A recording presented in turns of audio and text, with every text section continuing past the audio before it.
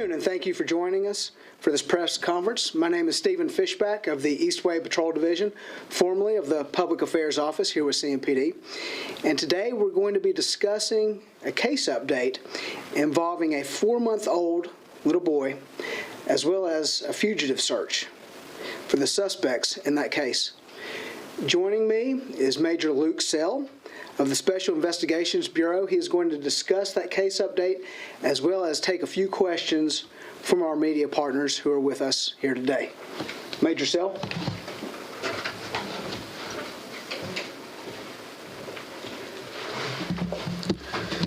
Good afternoon. We're here to discuss the ongoing Crimes Against Children case investigation involving 2 people and ask for the public's assistance today. Mildred Chestnut, date of birth January 22nd of 2000, and Brandon Augustine, date of birth November 21st, 1998. On March 20th of this year, CMPD was contacted by Atrium Hospital in reference to a 4-month-old infant male who was being treated for injuries that the parents reported that were caused by a traffic accident, which the child was a passenger in. However, the severity of the child's injuries were not consistent with the minor crash, as the parents insisted. This prompted an investigations by our Crimes Against Children unit, and detectives issued warrants or signed warrants on March 21st against Mildred Chestnut and Brandon Augustine, the mother and the father of the child, for felony intentional child abuse inflicting serious injury. Chestnut and Augustine were also reported missing by family members around the same time as the police investigation began. The family was never asked to leave the hospital. They left the hospital and their child of their own free will. CMPD detectives have been looking for Chestnut and Augustine since prior to the time that they were even reported missing, The warrants were signed on March 21st. This became a fugitive investigation, which was led by our VCAT team, Violent Criminal Apprehension Team. CMPD believes that it is likely that Chestnut and Augustine have fled the state, and they know that they are wanted. Their vehicle was obviously abandoned and intentionally hidden.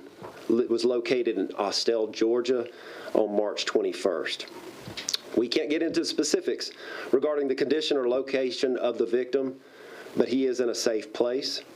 We also can't give any more specific information about the child abuse case. As Captain Fishback stated, our focus at this time is the apprehension of both Chestnut and Augustine, and we ask the public's assistance in that.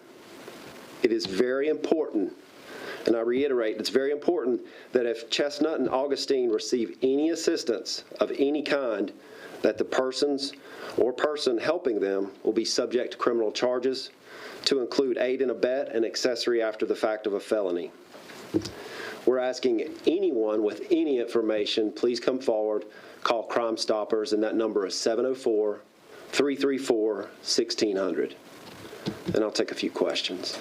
Yes, sir. Were they briefed by the couple before you said they were not asked to leave the hospital? Were they given the condition and knew that the injuries were consistent with the car accident before they fled the hospital? Were they briefed beforehand? They knew the injuries of the child, but I don't know the specifics of what exactly they knew or exactly what they were told. But they knew that the child was injured. And they left on their own? And they left of their own free will.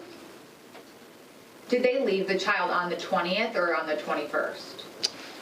I would have to look at the dates, but we were contacted on the 20th. I think the missing person report, the family states that they didn't have contact with them after the 18th. When did the family find out that this was part of this felony child abuse investigation? Because I know the family has been very vocal, trying to get the community to help find these people without providing any of the context that you just shared with us. I know the detectives have been in contact with them. To the specifics of what their knowledge is about the case, I do not know that answer. When did you guys found the abandoned car in Georgia? The 21st. And you said that they do know that they are facing these charges? Well, of course, we haven't talked to them, so of course we don't know. We assume, based on what we know, that they are aware of these charges. And these injuries, were you informed of, okay, it looks as if these injuries happened 2 days or the day before the child was brought in? And if not, can you say if it looked like the injuries had happened over a period of time? Now that, I can't. I can't speak about it even if I knew the answer to that question, and I don't know that. Do you know any details about what the injuries were? No. Is the child expected to survive? I know you said they're home. They are. My understanding is it's life-altering injuries, I'll say that. In Georgia, do you know if there's any connection, or have you heard of any rumors of who they may have gone to in Georgia? Do they have friends there, or is it just they're trying to literally book it out of town? And we don't want to give up too much on that aspect. We believe that they are getting assistance. How or where that assistance is coming from, we're not willing to talk about quite yet.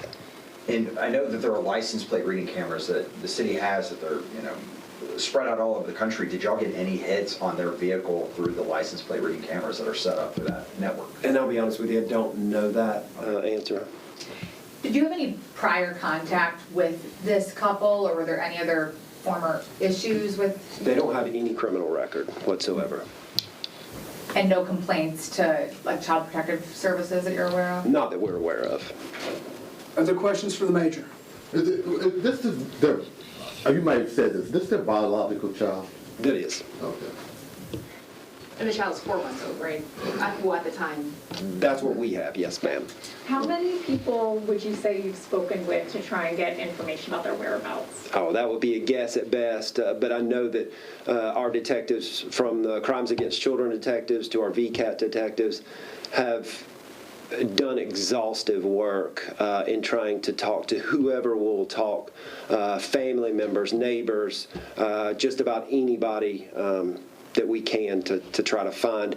Listen, we're all parents. So this is a huge impact for not only the team that's investigating, but the team that's looking for them to apprehend them. So it hits home. This victim can't speak for himself, and so that's our role, and that's why we're here today. Because, listen, we just need to figure out what happened, what went on, and the only way we can do that is to get them into custody. Is family being cooperative in the investigation? We have talked to the family multiple times. Some family members are out of state as well, correct? I don't know. I'm sure that probably is the case, but I don't know that for a fact. And so the hospital that this was all centered around was in Charlotte. Do they live in Charlotte as well? Do they live? Do they Yes. actually have an address in Charlotte? I don't know what their actual address is. I believe that to be the case, but I don't know that for a fact. What would your message be for them if they're watching this right now? Well, it's time. It's time to do right by your child, for one. I think that any parent, I know that those parents have to be having second thoughts about running, about not coming and seeing that child. We're all humans, so we're just asking them to come do the right thing, turn themselves in.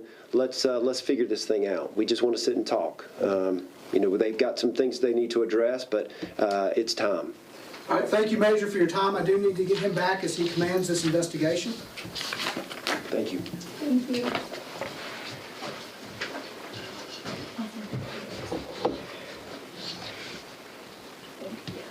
Prior to this addressment, our Public Affairs Office did push out a tweet with additional information as well as to our media partners. It's there in print for you to refer to some of those more specific numbers in there. So again, refer to that tweet. And thank you for joining us.